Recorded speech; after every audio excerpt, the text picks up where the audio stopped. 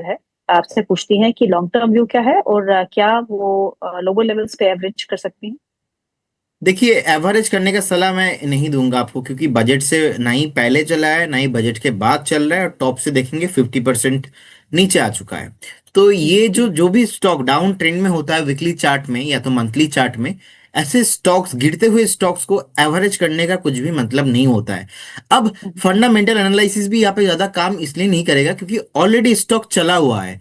तो क्योंकि लास्ट 1 साल 1.5 साल पहले से अगर देखेंगे स्टॉक्स, पूरा रेलवे जिस तरीके से परफॉर्म किया है, सो आई डोंट थिंक कि आपको इमीडिएटली भागते हुए नजर आएंगे। तो आप पूछ तो रहे शॉर्ट टर्म, थोड़ा बहुत लॉन्ग टर्म पूछ तो रहे, लेकिन अगर और 2 महीना नहीं चलेंगे ना, आप फ्रस्ट्रेटेड हो जाएंगे। सो इसीलिए मेरा सलाह यहाँ पे यही होगा कि एक बार हर एक उछाल में बेचने का प्लान ढूंढिए। अभी ये थीम हो चुका है, नहीं चलेगा। New semiconductor and AI data centre related there are lot of stocks जो अभी चला नहीं है, गवर्नमेंट के फोकस में भी है। ऐसा स्टॉक्स जो चला नहीं है और गवर्नमेंट का फोकस में है, ऐसे चीजों को फोकस कीजिए, तो फिर आपका पैसा बनने का जो पॉसिबिलिटीज है, वो पॉसिबिलिटीज थोड़ा ज्यादा हो सकता है, रादर देन जो चल चुका है वहां पे एवरेज करने का कोई मतलब नहीं होगी।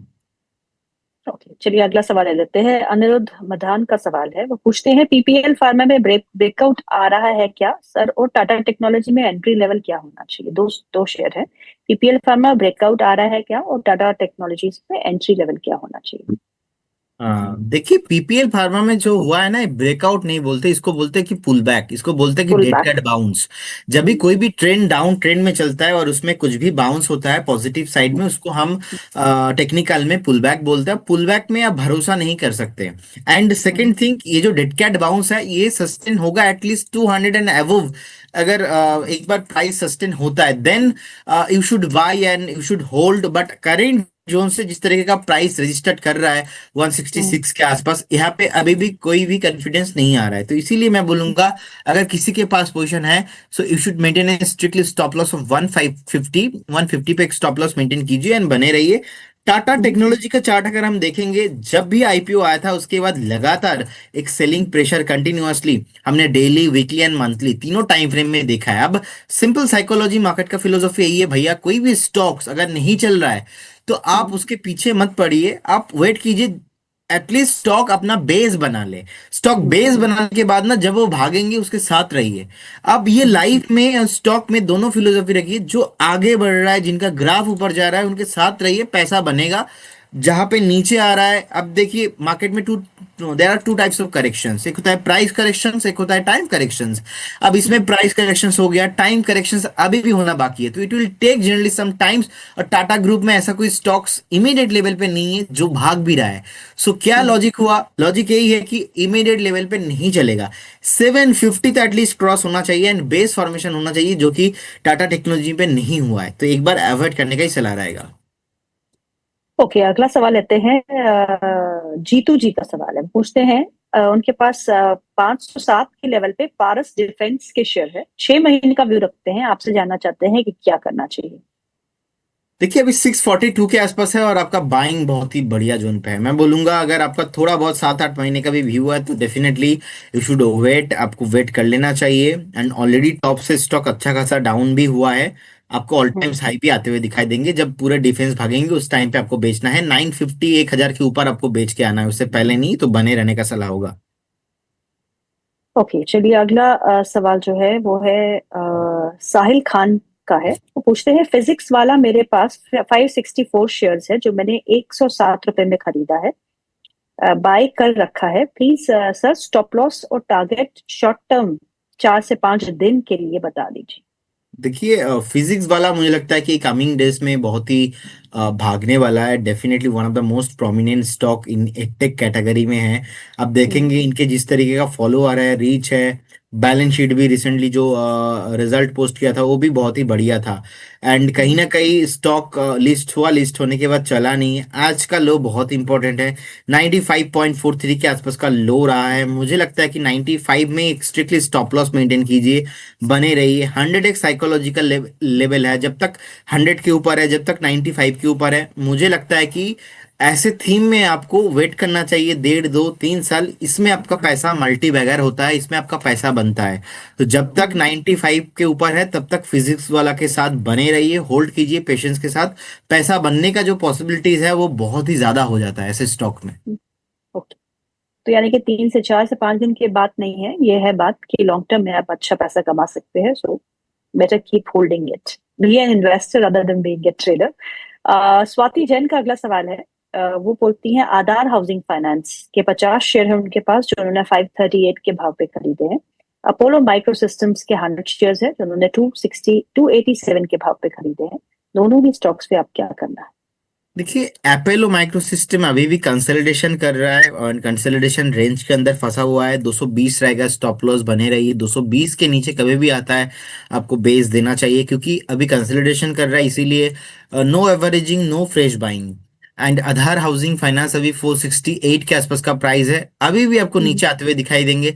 409 के पहले कुछ भी मैं प्रोमिनेंट सपोर्ट नहीं ढूंढ पा रहा हूँ चार्ट में। तो इसीलिए एक बार या तो सेल कर दीजिए, या तो आप हम्म। और नीचे आने पे एक बार बाद में रिव्यू कीजिए, अभी नहीं। चार्ट अभी खराब है, फ्रेश बाई भी यहाँ पे अलाउड नहीं है। अनूप जी का सवाल है। अनूप जी बोलते हैं श्रीराम फाइनेंस उनके पास 66 शेयर्स है, जो उन्होंने 1070 पर लिए हैं। My horizon is 1 to 2 months, is it good idea to hold them? 1 से 2 महीने के लिए क्या उन्हें होल्ड करना चाहिए? 1070 के भाव पे खरीदे हैं, आज भी 1064 के आसपास है, आसपास का ही लेवल है। जी, कंटिन्यूअसली हायर हाई फॉर्मेशन है, मुझे लगता है कि आपको होल्ड रखना चाहिए। 1250 1300 उससे पहले बेचना नहीं चाहिए, बहुत ही प्रोमिनेंट स्टॉक है। और इस बाजार में ऐसे स्टॉक्स आपके पोर्टफोलियो में रखिए जहां पे आप ट्रेंड है और जहां पे कंटिन्यूअसली हायर हाई फॉर्मेशंस है, और नहीं तो नियर टू ब्रेकआउट जोन में है। अगर ये 3 कंडीशन में कोई भी एक कंडीशन भी मैच हो रहा है और वो स्टॉक आपके हम्म, पोर्टफोलियो में है, डेफिनेटली यू शुड वेट, क्योंकि नेक्स्ट जो मार्केट का रैली होगा उस रैली में यही सारे स्टॉक पहले फास्ट भागेंगे। तो मुझे लगता है ओके। कि आपको डेफिनेटली बने रहना चाहिए इसमें। 1300 का टारगेट रहेगा, बने रहिए मीडियम टर्म में। अभिषेक झा का सवाल है। वो पूछते हैं एसएमएस फार्मा। एसएमएस फार्मा है उनका पास, 334 के लेवल का बाय है। प्लीज सजेस्ट टारगेट और स्टॉप लॉस क्या होना चाहिए? देखिए, अभी एक डाउन ट्रेंड के बाद एक राउंड अप पैटर्न हो रहा है, लेकिन अभी भी रेसिस्टेंस इसमें है। 361 360 के जोन में रेसिस्टेंस है। उससे पहले अगर देखेंगे 400 के आसपास भी गया था, तो कहीं ना कहीं 400 के पे सपोर्ट नहीं लिया है, फिर से नीचे आ गया है। सो एक बार वेट करके जाइए, जिस दिन स्टॉक 425 430 के रेंज एंड अबव क्लोजिंग देगा, उस टाइम पे हमें लगता है कि और एक बार आपको रिव्यू करना चाहिए और उस टाइम पे हम्म, सोचना चाहिए। लेकिन अभी तो कुछ नहीं करना चाहिए। अगर आपके पास है तो you should maintain A strictly stop loss of 295 के रेंज पे एक स्टॉप लॉस मेंटेन कीजिए। और बहुत हम्म। सारे फार्मा काउंटर्स है, तो अदर्स फार्मा काउंटर्स पे फोकस कीजिए rather than SMS pharma. Small cap है बेसिकली, और इस बाजार में स्मॉल कैप में बेसिकली ज्यादा पैसा नहीं बनेगा, स्मॉल एंड मिड कैप में, अगर एकदम एक कैटेगरी क्वालिटी स्टॉक्स नहीं है तो। ओके, अगला सवाल जो है वो विक्की का है। वो पूछते हैं एनएसडीएल है उनके पास 170 शेयर, जो उन्होंने 1292 रुपए में खरीदे हैं, 1292। अब उन्हें क्या करना चाहिए? देखिए, कंटिन्यूअसली सेलिंग प्रेशर है और मेरा डे वन से व्यू इसमें नेगेटिव था, अभी भी नेगेटिव ही है। मैं ज़्यादा प्रेफर करूंगा सीडीएसएल, और अभी एनएसडीएल को मैं ज़्यादा प्रेफरेंस इसलिए नहीं करूंगा क्योंकि कोई भी स्टॉक, चाहे वो अपने आईपीओ दिन के अगर हाई के ऊपर सस्टेन होता है, तो मैं ज़्यादा कंफर्टेबल रहता हूँ। लॉजिकली आईपीओ बेस के नीचे आना अपने आप में एक खतरा है। और कहीं ना कहीं हमने देखा है कि weekly, monthly and daily chart में ही नेगेटिव एक ट्रेंड बना है। ज़्यादा है? टाइम भी नहीं हुआ, लगातार एक सेलिंग प्रेशर ही इसमें है।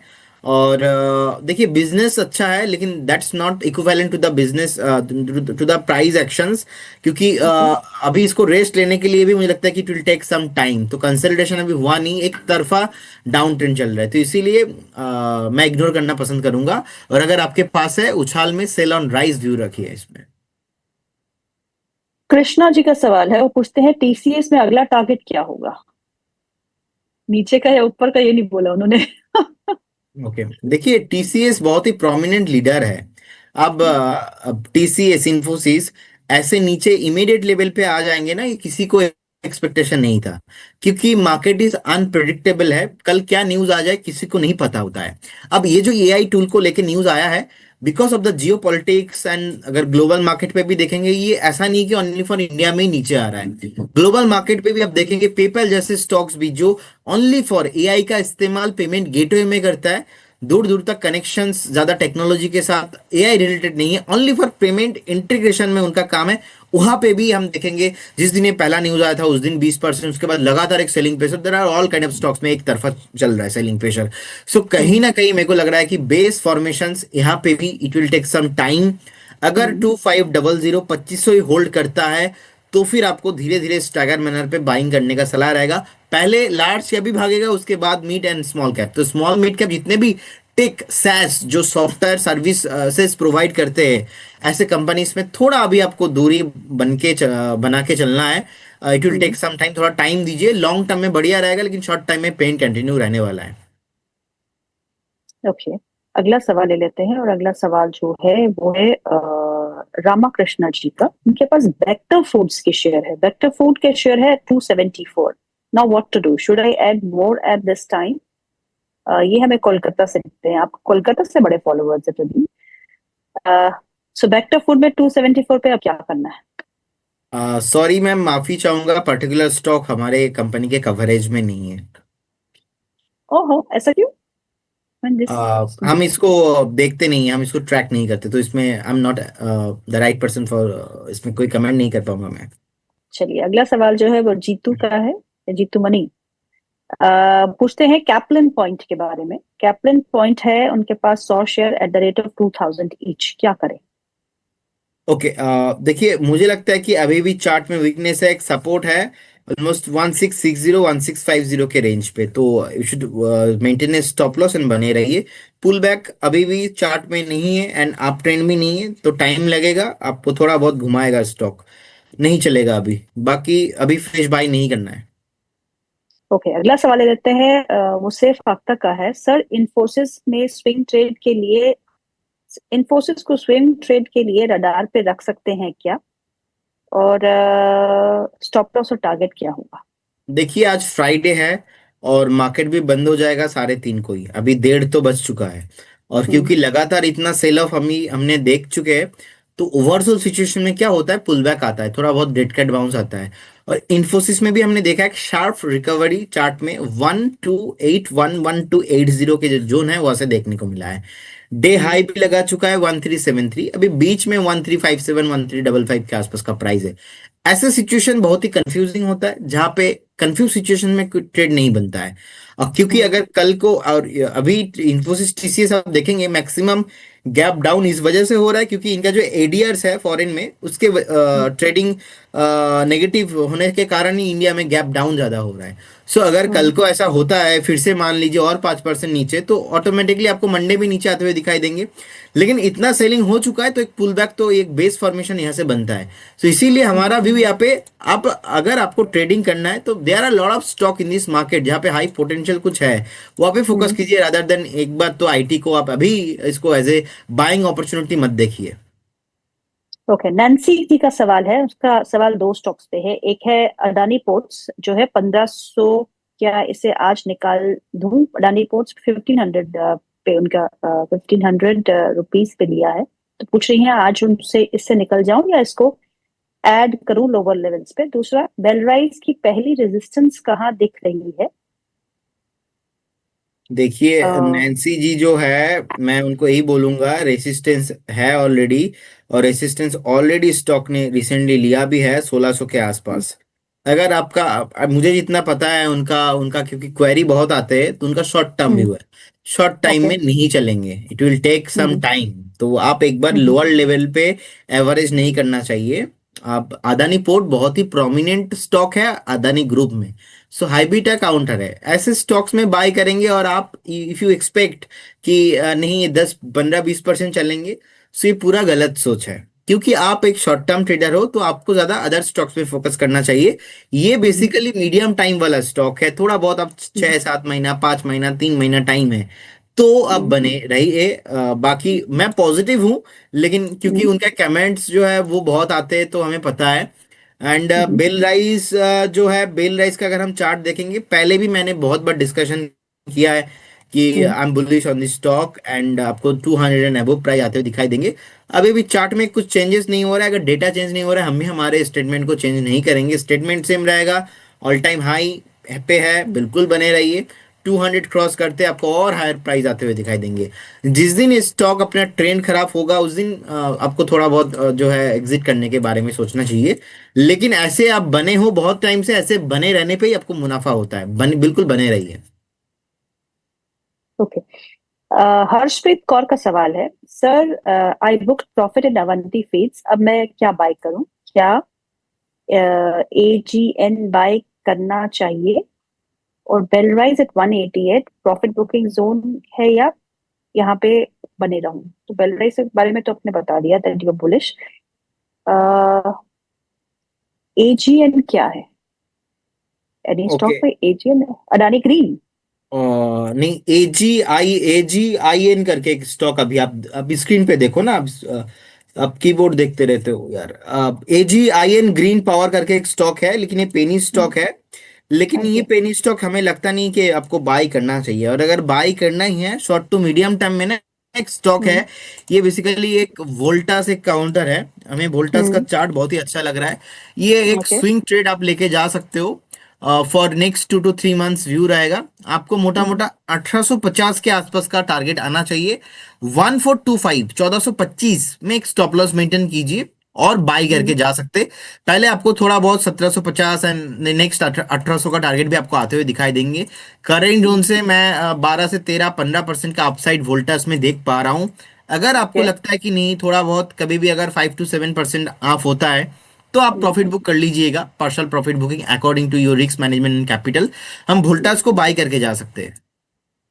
ओके। तुषार अग्रवाल जी का सवाल है, 275 पे उन्होंने एसबीआई खरीदा था, 275, imagine, and the stock is now about 1000। कहते हैं क्या मैं प्रॉफिट पार्शियल प्रॉफिट बुकिंग कर सकता हूँ, और अगर करूंगा तो कहाँ इन्वेस्ट करूँ? देखिए, मुझे लगता नहीं कि एसबीआई में आपके आपने बहुत ही अच्छा ऑलरेडी पोजीशन अच्छा लेवल से आपने बनाया है, तो यहाँ पे हम्म। प्रॉफिट बुक करेंगे और कहाँ पे जाएंगे इस बाजार पे, है ना। तो एसबीआई के साथ ही बने रहिए। हाँ, ये बात तो सच है कि शॉर्ट टाइम में बहुत ऊपर आ चुका है, लेकिन ऐसा नहीं कि एसबीआई फिर से आपको